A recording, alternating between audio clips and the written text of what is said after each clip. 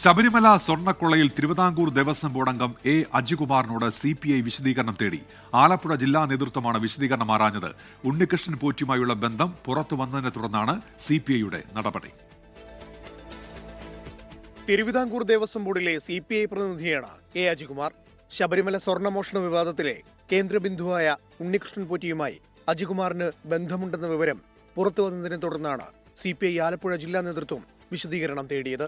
കഴിഞ്ഞ ദിവസം ജില്ലയിൽ നിന്നുള്ള സംസ്ഥാന എക്സിക്യൂട്ടീവ് അംഗങ്ങളുടെ സാന്നിധ്യത്തിൽ ചേർന്ന ജില്ലാ നേതൃയോഗത്തിലാണ് വിശദീകരണം ആരായാൻ തീരുമാനിച്ചത്. അജികുമാറിന്റെ കുടുംബക്ഷേത്രം വകയായി ഉണ്ണികൃഷ്ണൻ പോറ്റി 2 വീടുകൾ നിർമ്മിച്ചു നൽകിയിരുന്നു. സ്വർണ്ണപ്പാളി മോഷണ വിവാദത്തിനൊപ്പം ഇതും പുറത്തുവന്നത് പാർട്ടിക്ക് നാണക്കേടുണ്ടാക്കിയെന്ന വിലയിരുത്തലിലാണ് അജികുമാറിനോട് വിശദീകരണം ചോദിക്കുന്നത്. എത്രയും വേഗം വിശദീകരണം നൽകണമെന്നാണ് നിർദ്ദേശം. നേരത്തെ ഭൂമി വാങ്ങിയത് സംബന്ധിച്ച പരാതിയിൽ അജികുമാറിനെതിരെ പാർട്ടി തലത്തിൽ അന്വേഷണം നടന്നിരുന്നു. പിന്നാലെ ജില്ലാ കൌൺസിലിൽ നിന്ന് അജികുമാറിനെ ഒഴിവാക്കുകയും ചെയ്തു.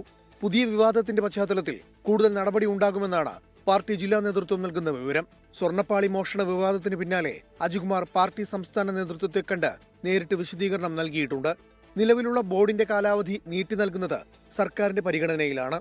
എന്നാൽ പുതിയ സാഹചര്യത്തിൽ പാർട്ടി പ്രതിനിധിയെ തുടരാൻ അനുവദിക്കേണ്ടതില്ലെന്നാണ് CPI തീരുമാനം. 24 തിരുവനന്തപുരം. ലോകത്തെവിടെയായാലും ഏത് സമയത്തും 24 വാർത്തകളും ഓഗ്മെന്റഡ് റിയാലിറ്റി പാക്കേജുകളും എക്സ്പ്ലെയിനറുകളും വിശദമായി കാണാൻ ഞങ്ങളുടെ YouTube ചാനൽ നിങ്ങൾക്ക് സബ്സ്ക്രൈബ് ചെയ്യാം.